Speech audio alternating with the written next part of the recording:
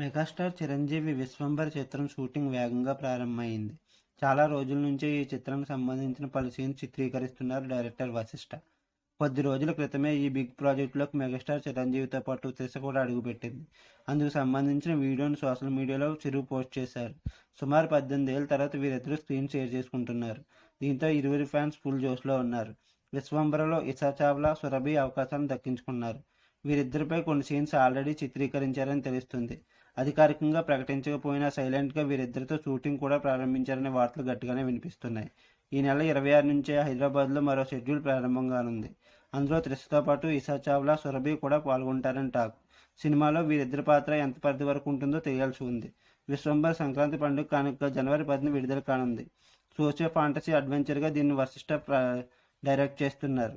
UV creations పతాకంపై వంశీ, ప్రమోద్, విక్రమ్ ఈ భారీ బడ్జెట్ సినిమాని నిర్మిస్తున్నారు.